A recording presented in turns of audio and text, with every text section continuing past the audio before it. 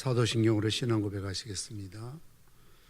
전능하사 천지를 만드신 하나님 아버지를 내가 믿사오며 그 외아들 우리 주 예수 그리스도를 믿사오니 이는 성령으로 잉태하사 등용녀 마리아에게 나시고 본디오 빌라도에게 고난을 받으사 십자가에 못 박혀 죽으시고 장사한 지 사흘 만에 죽은 자 가운데서 다시 살아나시며 하늘에 오르사 전능하신 하나님 편한 자 계시다가 저로서 산자와 죽은 자를 심판하러 오시리라. 성령을 믿사오며 거룩한 공회와 성도가 서로 교통하는 것과 죄를 사하여 주시는 것과 몸이 다시 사는 것과 영원히 사는 것을 믿사옵나이다. 아멘. 찬송가 268장 찬송하신 위에 이선희 권사님 기도 인도하시겠습니다.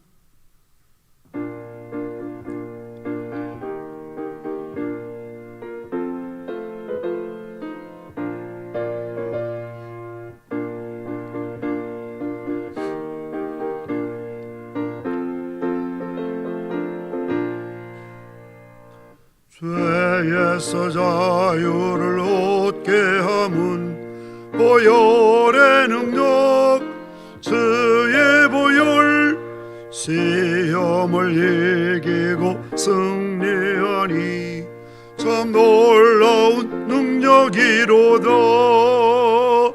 주의 보혈 능력이 또다. 주의 피 믿음 주의 보혈 그 어린 양의 매우 귀중한 피로다. 육체의 정욕을 이기려면 보혈의 능력 주의 보혈 정결한 마음을 얻게 한 참 놀라운 능력이로다. 주의 보혈 능력이 또다. 주의 피 믿음 주의 보혈 그 어린 양의 매우 귀중한 피로다. 눈보다 너에게 밝히는 것 보혈의 능력 주의 보혈 부정한 모든 것 밝히시니 참 놀라운 능력이로다. 주의 보혈 능력이 또다. 주의 피 믿음 주의 보혈 그 어린 양의 매우 귀중한 피로다. 그 주의 복음을 전할 제목 보혈의 능력 주의 보혈 날마다 나에게 찬송주니 참 놀라운 능력이로다. 주의 보혈 능력이 또다. 주의 피 믿음 주의 보혈 그 어린 양의 매우 귀중한 피로다. 아멘. 이선희 권사님 기도 인도하십니다.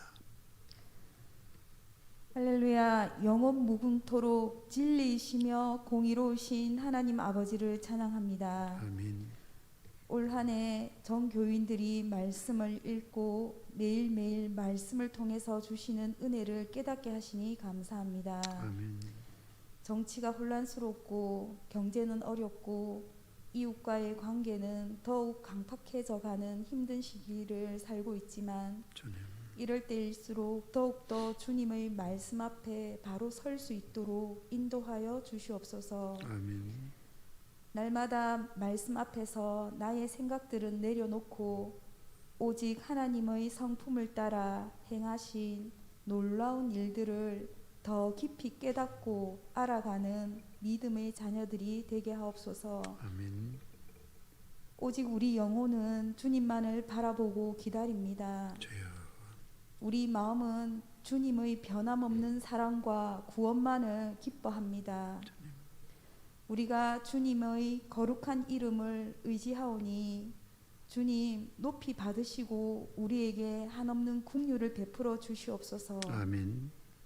질병으로 고통받는 한우들에게 치료자가 되어 주시옵소서. 주여, 소외된 이웃들과 고아와 과부의 생활이 외롭지 않고 넉넉하게 살 수 있도록 채워 주시옵소서. 아멘. 나라와 사회를 위하여 묵묵히 일하는 많은 노동자들의 눈물과 한숨을 살펴주시고 주여. 위로하여 주시옵소서. 아멘. 또한 우리 자녀들의 미래가 갈수록 불투명하고 더욱 심해지는 경쟁과 가치관의 혼란으로 병들어가고 있습니다. 오직 하나님의 말씀만이 다음 세대를 살릴 수 있습니다. 주님, 그러므로 세우신 교회마다 주일 학교가 부흥할 수 있도록 기름 부어 주시옵소서. 이 시간 주님이 주신 말씀을 우리에게 전해주시는 목사님의 설교와 기도가 이 자리에 성령 충만케 하옵시며 이 모든 말씀 거룩한 성전 되신 예수 그리스도 이름으로 기도드렸습니다.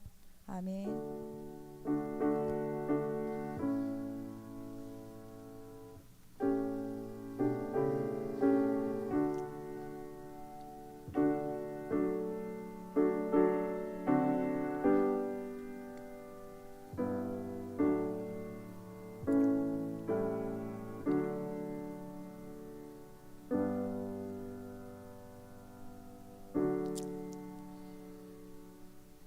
교회 소식을 먼저 전해드립니다. 다가오는 주일에 캄보디아 쿤리엄 예수마을 김창훈 선교사님, 우리 카이로스 단기 선교팀들 다녀온 지역인데요. 다음 주일에 스엔님 캄보디아 장로교 분원 건축에 대한 보고와 또 말씀을 증거해 주십니다. 1부, 2부 예배 시간에 오셔서 말씀을 전합니다. 많이 기도해 주시고 또 은혜 받으시기를 바랍니다. 또 10월 첫 주일 다음 주일에는 각기관 올레가 있습니다.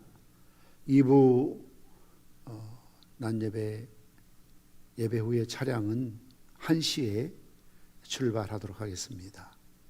올레하는 기간이나 또 기다리시는 분들 차량 시간을 잘 지켜주시기를 바랍니다. 하나님 말씀 함께 보시겠습니다. 사도행전 17장 1절에서 9절 말씀까지를 교독하시겠습니다. 사도행전 17장 1절에서 9절 말씀입니다.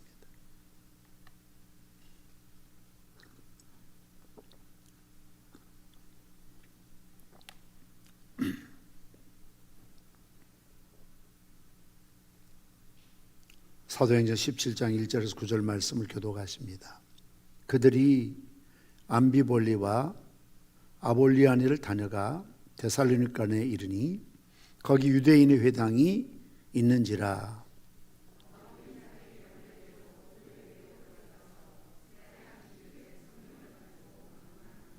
뜻을 풀어 그리스도가 해를 받고 죽은 자 가운데서 다시 살아나야 할 것을 증언하고 이르되 내가 너에게 전하는 이 예수가 곧 그리스도라 하니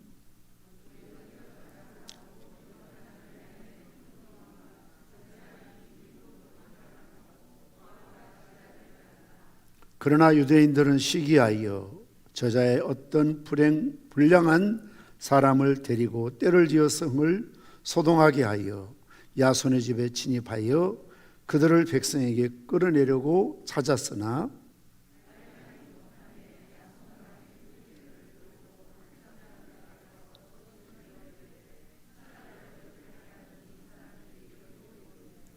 야손이 그들을 맞아들였도다. 이 사람들이 다 가이사의 명을 거역하여 말하되 다른 임금 곧 예수라는 이가 있다 하더이다 하니 9절 같이 읽습니다. 야손과 그 나머지 사람들에게 보석금을 받고 놓아주니라. 아멘.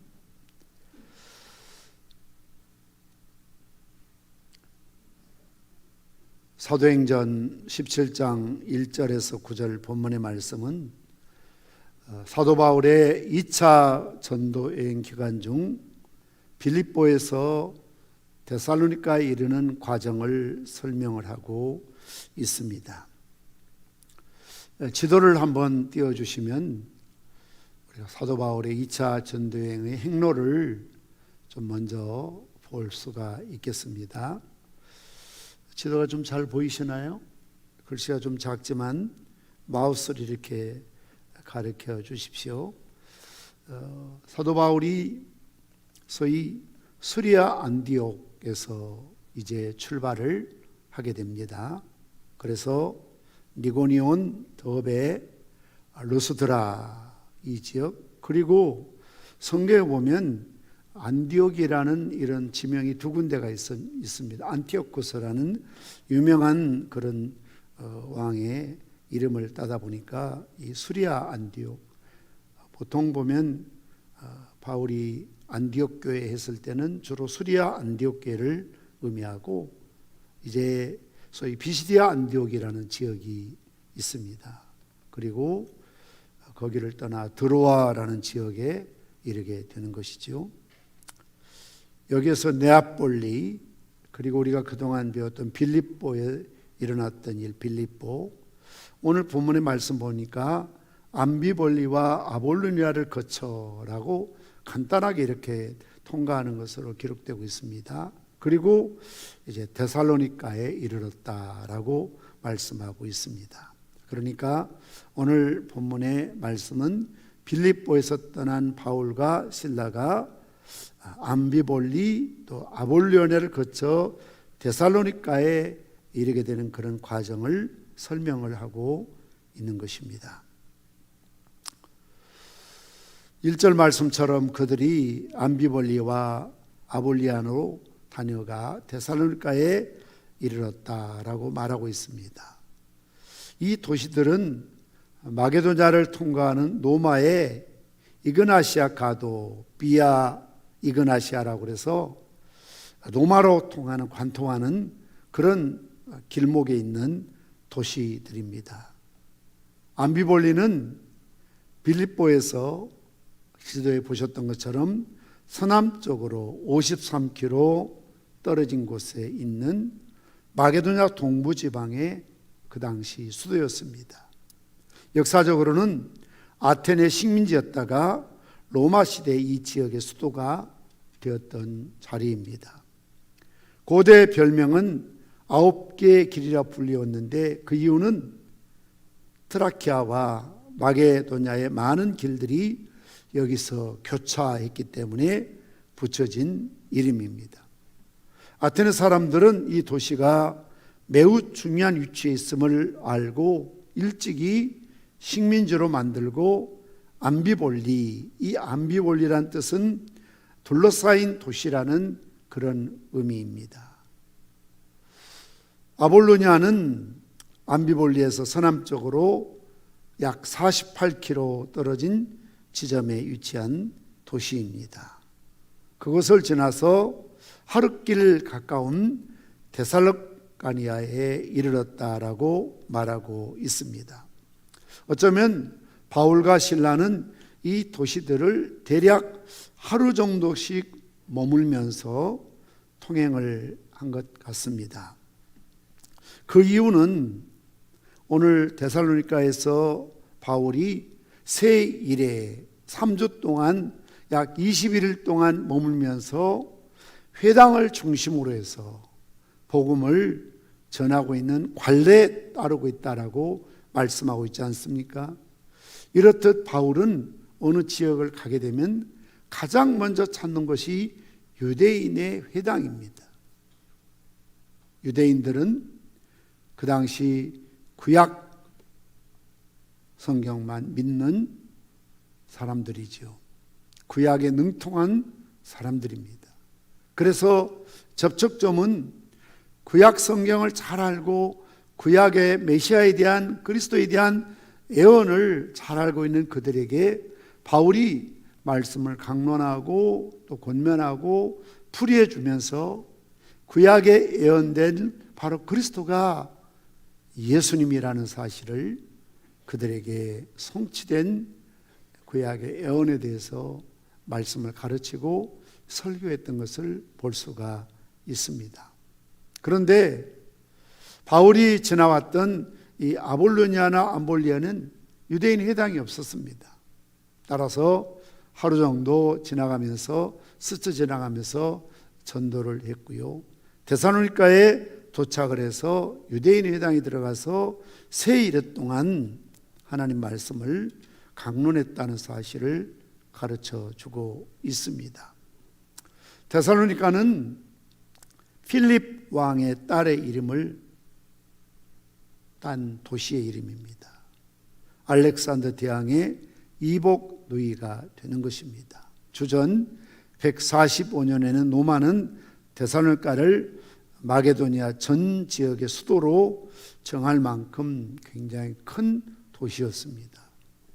데살로니가 현재 이름은 살로니키이며 인구가 약 7만 명 도시로 남아 있는데 인구의 절반이 유대인으로 구성이 되어 있습니다. 그리고 36개 회당이 있다고 합니다. 이처럼 오늘 바울이 2000년 전에 그 지역을 방문했을 때도 유대인들이 살고 있었기 때문에 유대인의 회당에 들어가서 복음을 전할 수 있었던 것을 보게 됩니다. 1절 하반절 말씀 보면 거기 유대인 회당이 있는지라 바울이 자기의 관례대로 그들에게로 들어가서 새 안식일의 성경을 가지고 강론하며 뜻을 풀어 그리스도가 해를 받고 죽은 자 가운데서 다시 살아야 할 것을 증언하고 이르되 내가 너에게 전하는 이 예수가 곧 그리스도라 하니라고 말씀하고 있습니다. 앞에서 말씀드린 것처럼 바울의 초기 전도 방법의 하나의 관례는 가는 곳마다 유대인 회당을 찾게 되고 거기에 참여하여 하나님 말씀을 강론하고 있다는 것입니다. 그러면서 바울이 전하는 복음의 메시지는 바로 예수 그리스도에 대한 설교를 하고 있습니다. 오늘 바울이 데살로니가에 설교하면서 몇 가지 특징적인 단어들을 사용하고 있습니다. 강론하며 뜻을 풀어 증언하고. 강론한다는 말은 요즘으로 말하면 강해 설교한다라는 그런 의미가 있습니다만, 그러나 토론한다는 그런 의미가 있습니다. 논증조의 설교라는 것이죠. 논증이라는 것은 소위 변증학적인, 논리적인 구약에 예언된 이 말씀이 신약에서 정확하게 어떻게 이루어졌다라는 것을 풀이하며 논증하는 그런 설교를 의미하고 있습니다. 증언한다는 건 역시 증명한다라는 그런 의미를 가지고 있습니다.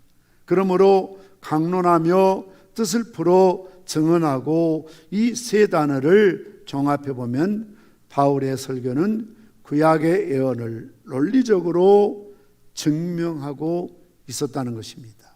무엇을 증명했다는 뜻입니까?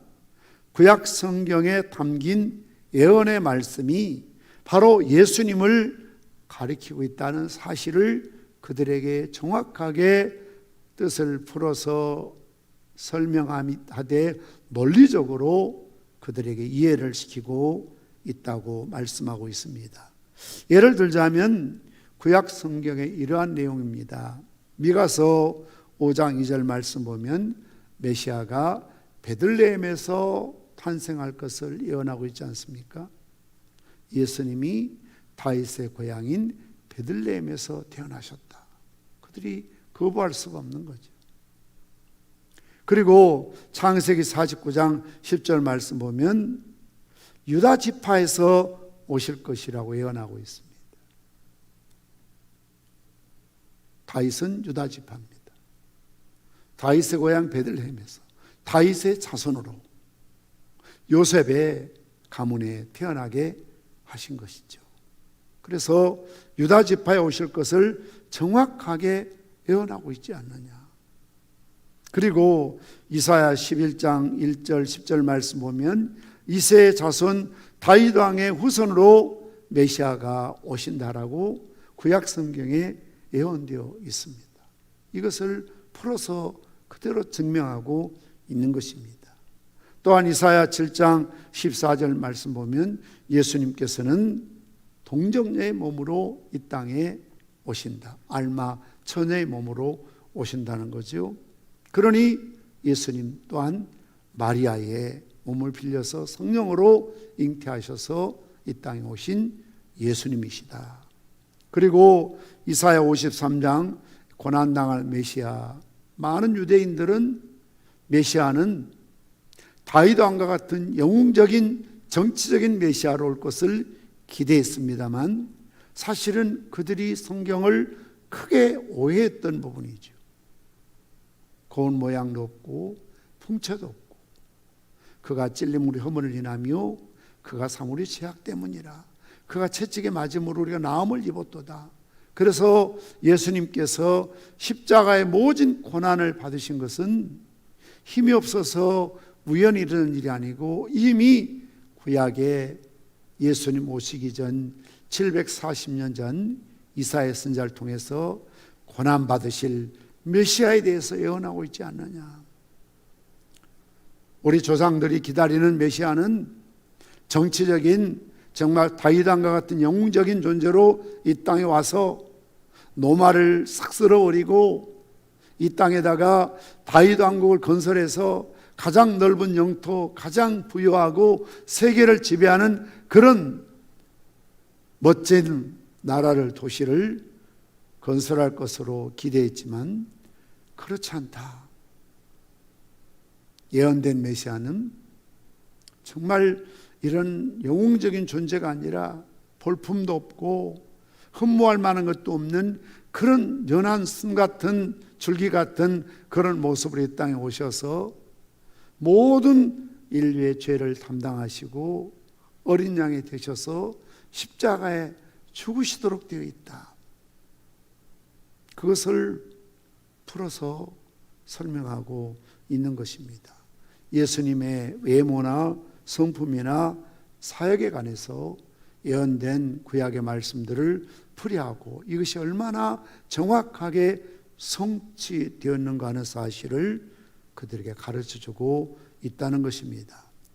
바울이 유대인 회당에 들어가서 어떤 도덕이나 윤리적인 설교보다는 오직 예수 그리스도만이 구약 성경에 예언된 메시아라는 사실, 구주라는 사실만을 증명하는 일에 열중했던 것을 볼 수가 있습니다.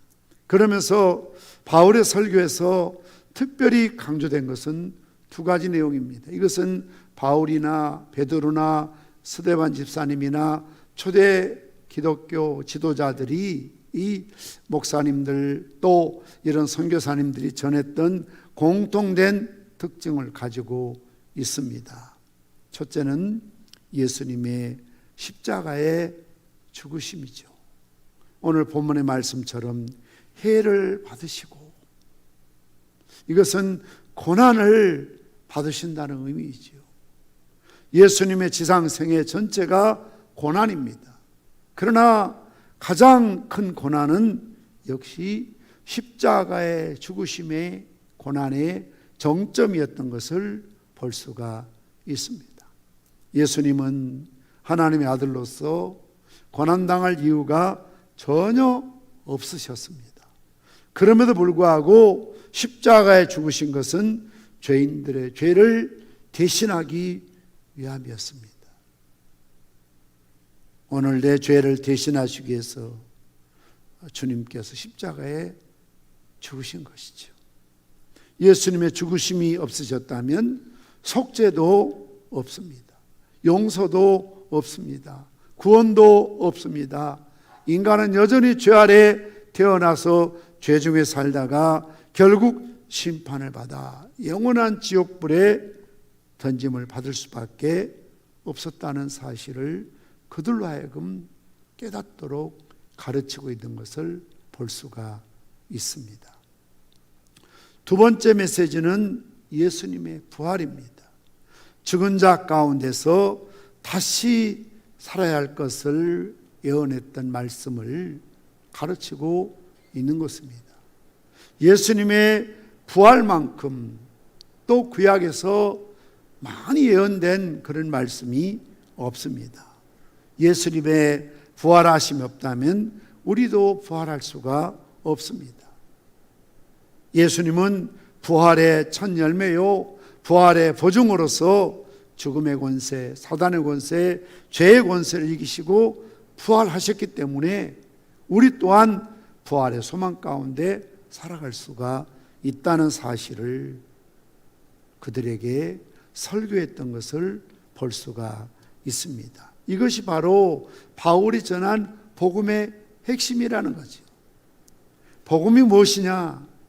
예수님의 죽으심과 예수님의 부활하심, 이것이 복음의 가장 중요한 핵심적인 원리였기 때문에 바울이 가는 곳마다 십자가 외에는 다른 것을 전하지 않고 십자가 외에는 알지 않고 십자가 외에는 자랑하지 않겠다라고 선언했던 이유가 바로 여기에 있는 것을 볼 수가 있습니다. 이런 복음을 전했더니 놀라운 역사가 일어나고 있다는 사실을 4절에 기록하고 있습니다. 그 중에 어떤 사람 곧 경건한 헬라인의 큰 무리와 적지 않는 귀부인도 고난을 받고 바울과 실라를 따르더라라고 말씀하고 있는 것이죠. 여기서 경건한 헬라인이란 유대교를 믿는 헬라인들을 가리키고 있습니다. 그러나 그들은 할례를 받지 못한 신분이었기 때문에 유대인들처럼 회당의 정식 멤버는 될 수가 없었습니다. 그래서 유대인들은 이들을 가리켜서 문의 개종자라고 당시에 불렀습니다. 마치 하나님의 성전 안에 문을 열고 들어가면 성소가 있고 그 다음에 지성소가 있습니다. 개종했지만 지성소에는 들어갈 수 없는 문의 개종자, 소위 성전 뜰에 머물 수 있는 수준의 개종자라고 그들을 불렀던 것을 볼 수가 있습니다. 그러나 오늘 바울과 실라가 전한 복음을 듣고 그런 헬라인의 기부인들이 적지 않는 수가 예수님을 믿고 영접하게 되었다고 말씀하고 있는 것이죠. 오히려 그들은 유대인들보다 더 복음에 대한 열정을, 갈망을 갖고 있었습니다.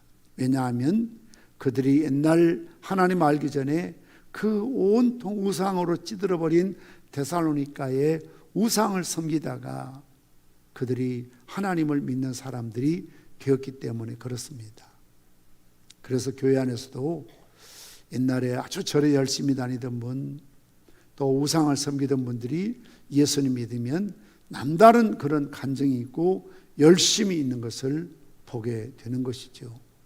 바울이 쓴 데살로니가 1장 9절 말씀 보면 이렇게 데살로니가 교인들을 말하고 있지요.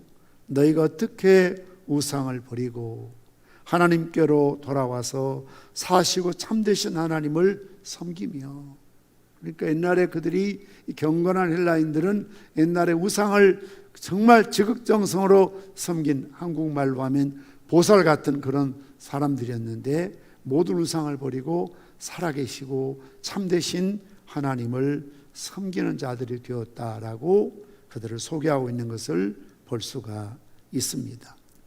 오늘 특별히 또한 본문에서는 경건한 유대인들뿐만 아니라 적지 않는 귀부인도 고난을 받았다.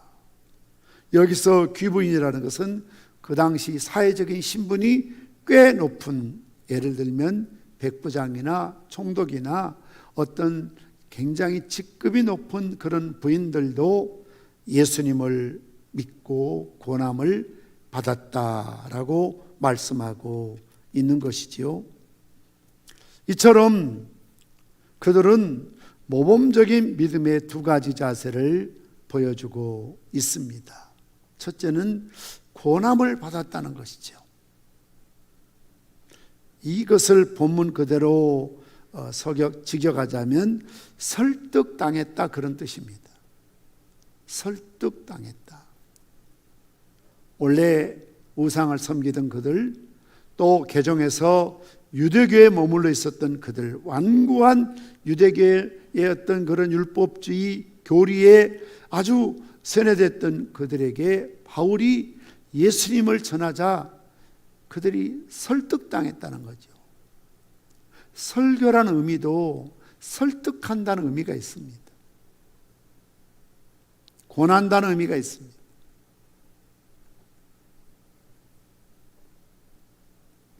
설득당할 수 있는 믿음이, 복음을 받아들일 수 있는 믿음이 중요하죠.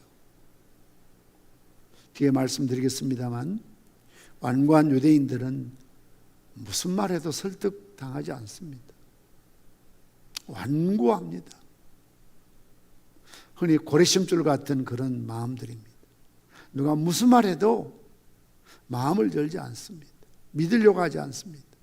그렇게 바울이 구약 자기들이 믿고 그렇게 신주단처럼 신봉하고 있는 구약의 말씀들을, 예언들을 풀어서 정확하게 설명하고 있지만 반박을 못할 정도로 완벽하게 논리적으로 그들에게 가르치고 있지만 그들은 믿으려고 하지 않습니다. 설득당하려고 하지 않습니다. 그러나 오늘 헬라인의 귀부인들, 경건한 사람들은 바울과 실라가 말씀을 풀어서 강의하고 설명해 주었을 때 그들이 권함을 받았다는 거죠. 설득당했다는 것입니다. 동의했다는 것입니다. 확신한다는 그런 의미를 가지고 있습니다. 뿐만 아니라 바울과 실라를 따랐다라고 말하고 있습니다.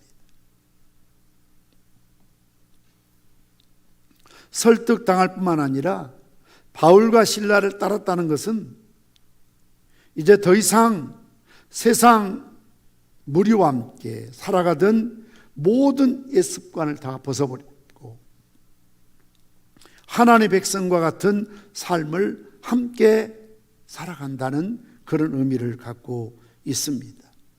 왜냐하면 세상과는 삶의 목적이 다르고 삶의 방식이 다르고 가치관이 다르고 생각이 다를 수밖에 없습니다.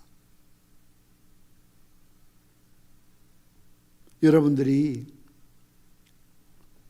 믿지 않는 초등학교나 중학교 10년, 20년 예수 믿기 전에 늘 만나면 기쁘고 즐겁고 재미있고 그 사람 없으면 흥미가 없고 살 재미가 없었던 그런 친구들, 그런 동창들, 동기들, 이제 여러분들이 신앙생활한 다음에 예수 믿고 난 다음에 한번 그들과 만나서 밥을 같이 먹고 차를 같이 마시고 이야기를 한번 나눠보십시오. 한두 번 만날 수 있고 또 다른 주제, 누구에 대한 이야기, 무슨 사건에 대한 이야기는 나눌 수 있고 재미가 있을지 모르지만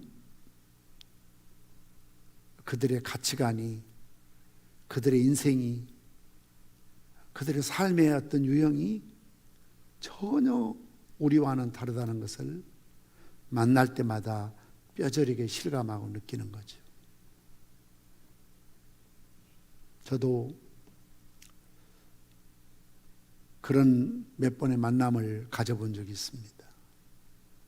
정말 반가워서 만나고 또 몇 번 차도 같이 마시고 했지만 예수 믿지 않으니까요, 할 말이 없어요. 공감이 안 된다는 거 아시겠어요? 공감이 안 되는 거. 소통이 안 되는 게 소통. 그러나 우리 예수 믿는 사람들은 처음 만나서 얼마나 공감되는 부분이 많고 소통이 잘 됩니까? 이질감이 없지 않습니까? 오늘 이분들도 더 이상 우상을 섬기던, 더 이상 유대교에 머물러 있는 그런 수준이 아니라 정말 변화받은 새로운 삶의 가치, 목적, 방향을 바라보고 바울과 실라를 따르는 삶을, 코딩하는 삶을 살았던 것을 볼 수가 있습니다. 세상 모든 사람들에게 구원이 주어져야 되고, 이처럼 기부인이라고 해서 높은 지위를 갖고 있다고 해서, 돈이 많다고 해서, 지식이 많다고 해서 그 영혼까지 결코 행복한 것 아닙니다. 우리가 가끔 오해하는 것 가운데 하나는 나보다 좀 더 잘 살고, 나보다 좀 가진 것이 많고, 나보다 좀 높은 직급이나 어떤 부유한 사람들은 우리가 전도할 대상이 아니라고 생각하는 그런 착각을 버려야 됩니다. 아쉬울 게 없으니까, 답답할 게 없으니까 저 사람들은 예수 안 믿겠지, 절대 그런 게 아닙니다. 아무리 돈이 많고 아무리 높은 지위에 있고 남부럽지 않는 조건과 모든 것을 구비한다 할지라도 그들의 영혼은 메말라 있을 수 있습니다. 피폐합니다. 굶주려 있습니다. 배고픈 상태입니다. 그렇기 때문에 그들에게도 복음이 필요하고, 그들에게도 전도해야 되고, 그들도 수고하고 무거운 짐든 영혼이라는 것을 우리가 알아야 됩니다. 연예인이든 스포츠맨이든 정말 사회적으로 이름을 대면할 만한 그런 지위나 명성을 갖고 있는 사람에게도 꼭 필요한 것은 복음이라는 것입니다. 가난한 자들만, 실패한 자들만, 병든 자들에게만, 나보다 못한 사람들에게만 전도하는 것이 아니라 내가 다니는 회사 사장님에게도, 또 나보다 높은 직급에 있는 그런 상사들에게도, 그리고 정말 남부러울 것이 없는 그런 부유하고 잘 사는 그런 친척, 그런 이웃들에게도 항상 복음을 전해야 한다는 사실입니다. 그런 반면 오늘 5절에서 9절 말씀 보면 유대인들의 소란을 기록하고 있습니다. 그러나 유대인들은 시기하여 저자의 어떤 불량한 사람들을, 저자라는 것은 시장을 가리킵니다. 시장에 있는 불량한 사람을 데리고 때를 지어 성을 소동하게 하여 야손의 집에 침입하여 그들을 백성에게로 이끌어내려고 찾았으나 발견하지 못하며 야손과 형제를 끌고 읍장 앞에 가서 소리질러 이르되 천하를 어지럽게 하던 이 사람들이 여기도 이르렀다. 바울과 실라를 가리켜서 천하를 어지럽게 하는 사람이라고 말하고 있습니다. 그래서 그들을 고발하니 결국 보석금을 받고 놓아주었다라고 기록을 하고 있는 것입니다. 역시 인간의 죄성은 2000년 전이나 오늘이나 역시 동일합니다. 유대인들이 바울과 실라를 어떻게 했다고요? 시기했다는 겁니다. 시기. 왜 시기했겠습니까?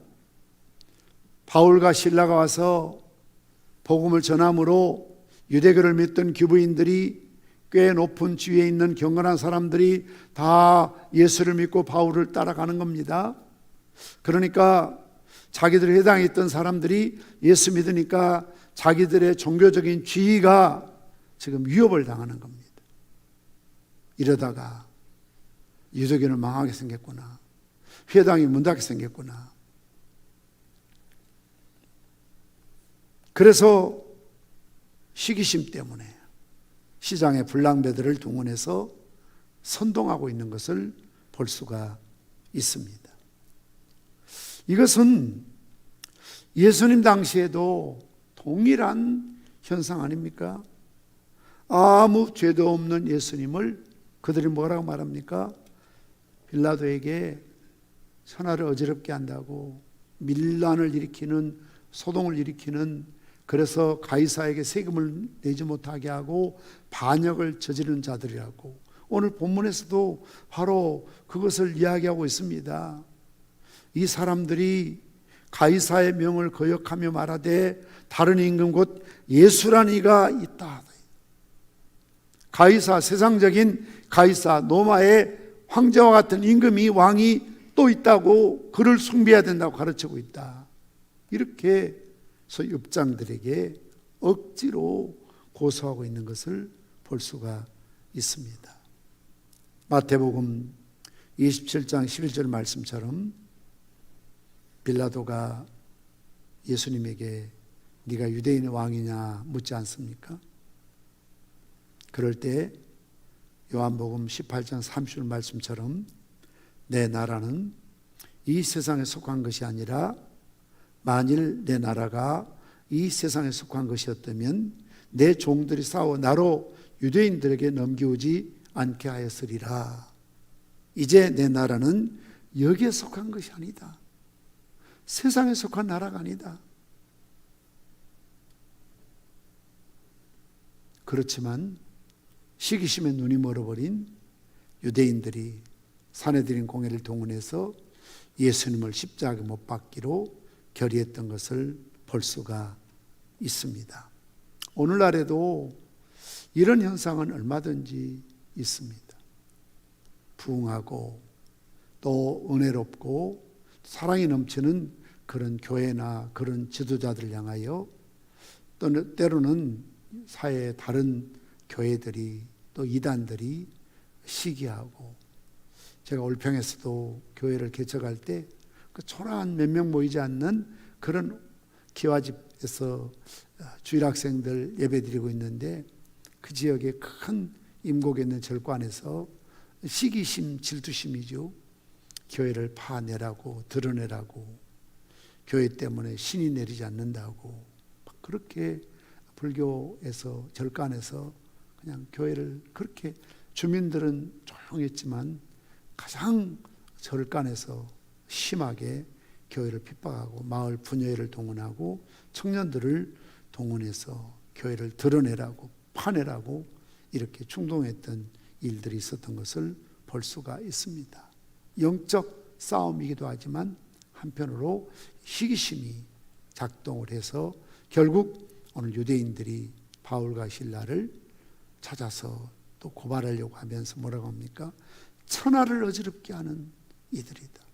사실 바울과 실라가 천하를 어지럽게 하는 사람들이 아닙니다. 천하의 많은 영혼들을 예수 믿고 오히려 교양 있고 신사적으로 질서 있고 더 높은 도덕적인 윤리적인 삶을 살라고 가르치고 설교하고 기도하고 양육하는 책임이 교회에게 있었던 것이죠. 그러나 이것을 오해했던 많은 소위 사람들이 교회를 비난합니다. 우리가 어릴 적에도 교회를 뭐라 한 줄 아세요? 연회당이다. 그렇게 막 소문냈어요. 그 당시에 남녀들이 자유롭게 모일 수 있는 곳이 교회밖에 없으니까 교회가 연회당이다. 이렇게 해서 막 비난하고, 또 성경을 잘 이해하지 못한 사람은 성경 읽다 집어던지면서 이거는 삼류 저속한 소설에도 미치지 못한다. 어떻게 이런 일이 가능하냐? 뭐 며느리하고 시아버지하고 뭐 어떻다는 둥 이런 게 있으니까요. 막 이상한 책이라고 그렇게 성경을 비하하고 목사를 비하하고 교회 다닌 사람들을 비난하고 이런 일들이 있었던 것을 볼 수가 있습니다. 오늘날에도 역시 이런 일은 반복되고 있습니다.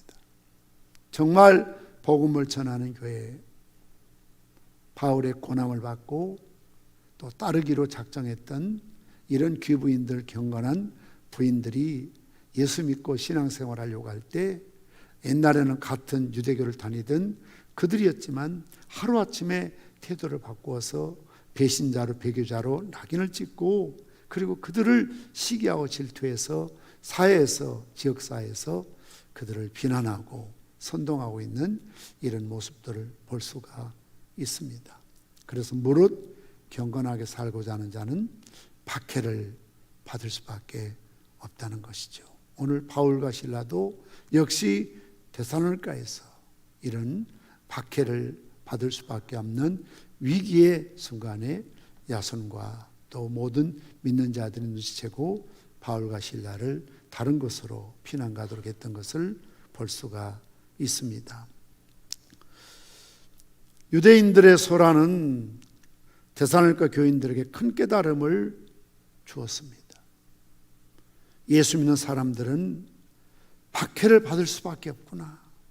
그리고 이런 박해를 이겨야 하는구나. 먼 훗날 바울이 데살로니가 교인들이 당한 고난에 대해서 이렇게 격려하고 있습니다. 데살로니가전서 2장 14절 말씀 보면, 형제들아 너희가 그리스도 예수 안에서 유대에 있는 하나님의 교회들을 본받는 자 되었으니 저희가 유대인들에게 고난을 받음과 같이 너희도 너희 나라 사람들에게 동일한 것을 받았느니라. 예수님이 유대인들에게 고난을 받은 것처럼 바울과 실라와 베드로와 초대교회 사도들이 유대인들에게 모진 고난을 받아 신교의 자리에 이르렀던 것처럼 너희들도 너희 나라 사람들에게, 데살로니가 지역에 있는 유대인들뿐만 아니라 데살로니가 지역에 살고 있는 이웃들에게, 가족들에게, 가문들에게, 너희 형제들에게 동일한 박해를, 고난을 받았다라는 사실을 지적하면서 그들을 격려하고 있는 것을 볼 수가 있습니다. 오늘도 우리에게 이 말씀을 적용하자면 초기 기독교 시대부터 2000년이 지난 오늘날까지 교회는 박해를 받을 수밖에 없습니다. 제가 누누이 말씀드리지만 요즘 뭐 안티 기독교다, 또 뭐 여러분 참 교회 나오지 않는 남편들이나 가족들이나 자녀들이나 이웃들이 언론에서, 또 사회에서, 국가에서 유독 교회나 기독교를 타켓으로 코로나19를 빌미로 해서 더 소위 싫은 소리, 미운 소리, 박해, 모질게 대하지 않습니까? 제 아들도 군목으로 있습니다만 군대에서 우리 아이들이 휴가 나오면 휴가 내보낼 때 지휘관이 하는 첫 번째 금지 사항은 교회 가지 말라라는 사실이에요.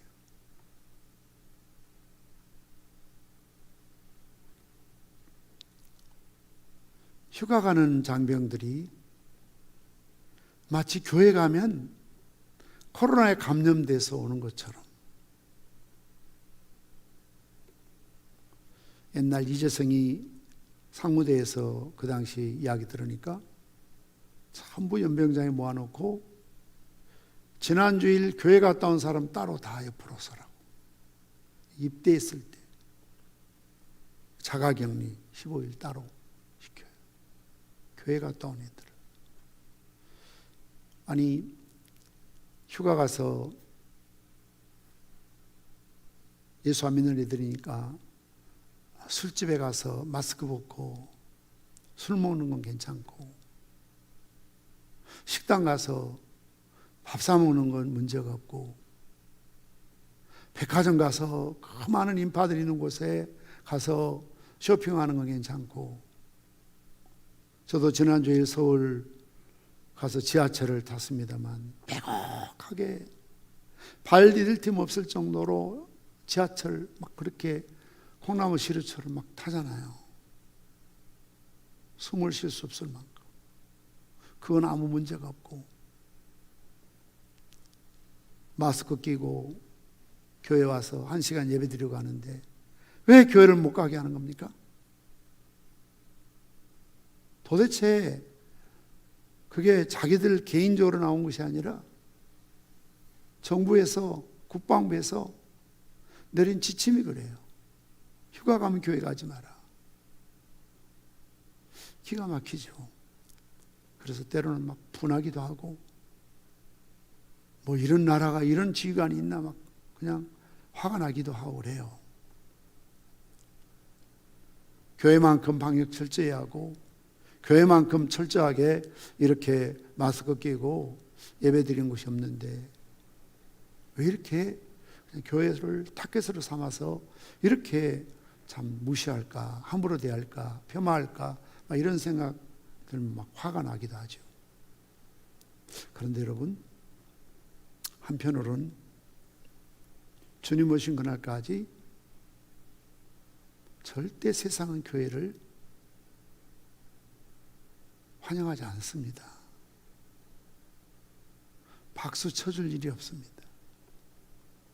훌륭하다고, 멋지다고 말하지 않습니다. 우리가 그동안 어찌 보면 너무 좀 자유롭고, 아닌 말로 교회 다녀도 아무 문제가 없고, 오히려 교회 다니는 사람들을 더 참 때로는 대접해주고 인정해주고, 그런 어떤 일시적인 소위 찰나적인 그런 시대지요. 늘 말씀드리지만 우리나라 기독교 역사상 지금처럼 자유롭게 전도하고 자유롭게 예배드리고 이런 보장받는 시대가 별로 없었다니까요. 지금 여러분들이 힘들어요. 물론 옛날에 비해서 참 힘들죠. 식사도 못하고 교제도 못하고 셀몸도 못하고 양육도 못하고 신방도 잘 이루어지지 않고, 참 정말 목회자로서 어떤 때는 목회하다가 세상에 이런 참 험한 시대가 있구나, 앞으로 어떻게 될까. 많은 교회들이 문을 닫습니다. 심각합니다. 특히 주일학교, 중고등부 청년들이 다 교회를 떠났습니다. 이번에 어떤 목사님, 그래도 저 영광대교회 목사님 그 지역에서 정말 굉장히 열심히 목회하고, 그런 시골 교회는 주일 낮 예배에 모이는 성도의 수나 수요일 밤 모이는 성도의 수가 똑같대요. 안정적인 그런 교회라는 거죠. 그런데 저한테 그래요. 30%가 자취를 감춰버렸다. 그렇게 교회 열심히 잘 나오던 교인들 30%가 없어져 버렸대. 그러면 흥분하면서 자기 교회 장로님이 시의 의장인데 교회를 안 나오더래요. 그래서 당했대 그랬대요. 그 시의 의장을 때려치우라고. 그랬더니 그 다음 주부터 예배는 나오더래요. 군수가 자기 교회에 출석했는데 코로나 생기고 한 번도 교회를 안 나왔대. 공무원들 다 분위기 아시잖아요.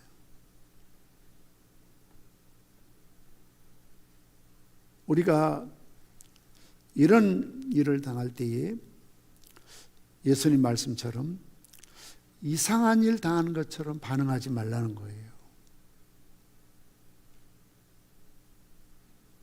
세상이 너희를 미워하거든, 박해하거든. 왜 우리가 박해를 받지? 왜 교회가 욕을 듣지?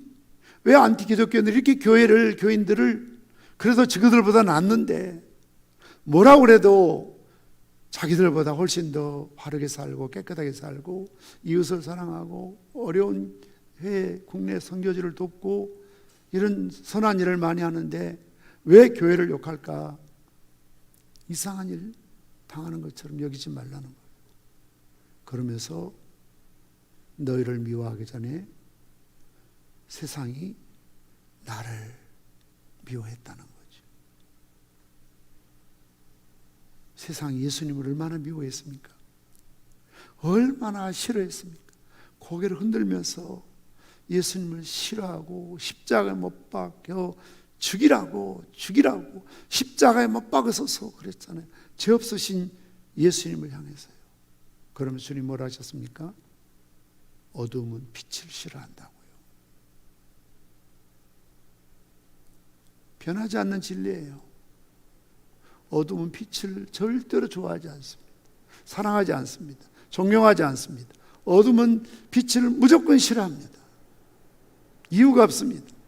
교회 다니면 무조건 싫다는 겁니다.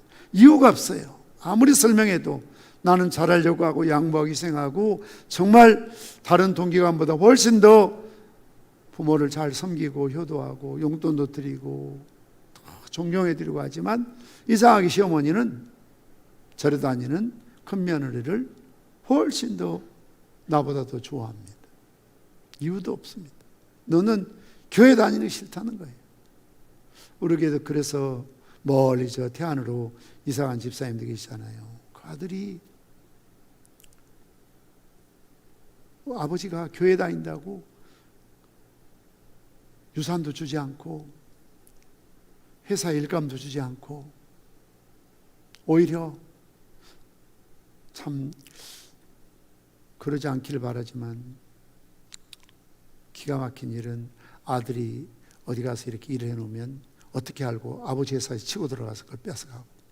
이게 말도 아닌 거예요. 남보다 못해요. 어떤 남보다 정말 못해요. 남이라도 그럴 수가 없는 거예요.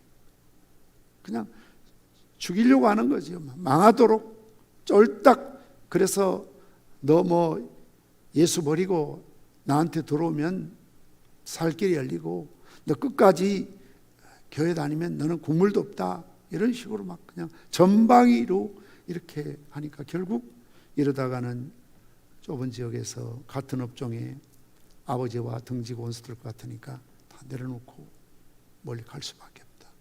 기가 막히더라고요. 이런 일들이 예수님 말씀처럼 내 집안에 부모가, 배우자가, 형제가 원수가 될 수 있다는 것이죠. 따라서 앞으로 주님의 예언의 말씀처럼 주님이 오실 때가 다가올수록 세상은 사랑은 식어지고 더 교회를 싫어하고 미워할 수밖에 없다. 오늘 말씀처럼 예수님이 유대인들에게 바울과 실라가 유대인들이 베드로가 야고보가 유대인들이 싫어 그렇게 박해해서 다 순교를 나가게 만들었던 것처럼 동일한 너희 나라 사람들이 데살로니가에 있는 너희들을 박해했다.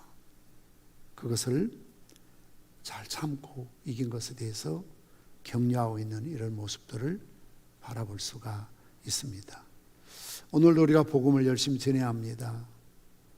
낙관적인 믿음을 갖고 정말 마음을 열고 예수 믿고 구원받기로 작정된 사람이 교회에 돌아올 수 있지만 항상 반대급부로 사단의 역사도 더 강력하게 나타날 수 있다는 것을 우리는 예측해야 됩니다. 어쩌면 주님 오시는 그날이 다가올수록 한국교회는 더 모진 박해를 받을 수밖에 없고, 어쩌면 때로는 우리는 정말 순교할 각오로, 정말 죽으면 죽으리라 순교할 각오로 우리 신앙을 지키지 않으면 안 됩니다. 어쩌면 지금 한국교회를 하나님께서 흔드셔서 알곡과 죽정이를 이미 고르고 계세요.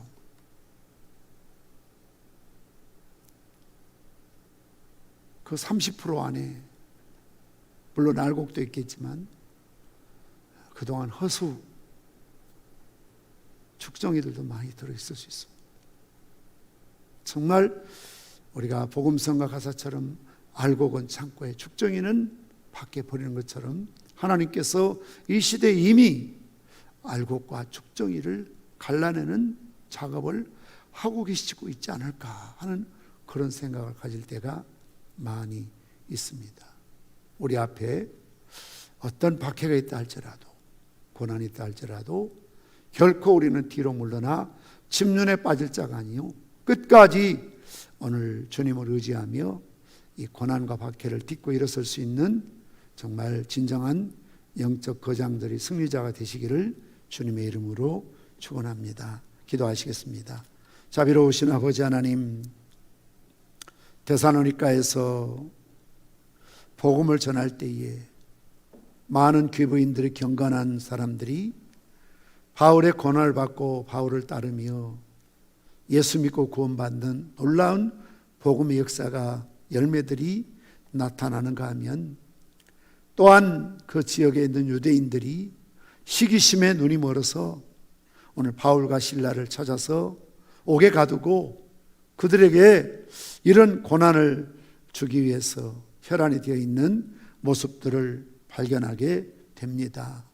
오늘도 우리 주님께서 박해를 받으신 것처럼 세상 예수님을 그렇게 싫어하고 미워해서 십자가에 못 박으셔서 고함을 지르고 결국 예수님을 십자가에 내어놓았던 것처럼 이 땅에 주님 오시는 때가 다가올수록 교회들도, 경건한 믿음의 사람들도 동일한 동족들에게, 이웃들에게, 가족들에게 핍박을 받고 박해를 받을 수밖에 없다는 사실을 우리가 직시하고 늘 믿음과 말씀 안에 깨어있게 하시되 순교적 자세로 죽음은 죽으려는 각오로, 일사의 각오로 우리의 믿음 잘 지켜낼 수 있게 도와주시옵소서.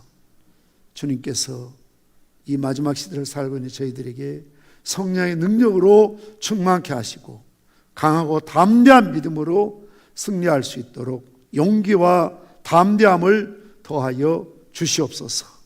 이 모든 말씀 예수님의 이름으로 기도드리옵나이다. 아멘. 주기도문 하십니다. 하늘에 계신 우리 아버지여, 이름이 거룩히 여김을 받으시오며 나라 임하옵시며 뜻이 안에서 이룬 것 같이 땅에서도 이루어지이다. 오늘날 우리에게 일용할 양식을 주옵시고 우리가 우리에게 죄 지은 자를 사하여 준 것 같이 우리 죄를 사하여 주옵시고 우리를 시험에 들게 하지 마옵시고 다만 악에서 구하옵소서. 대개 나라와 권세 영광이 아버지께 영원히 싸움나이다. 아멘.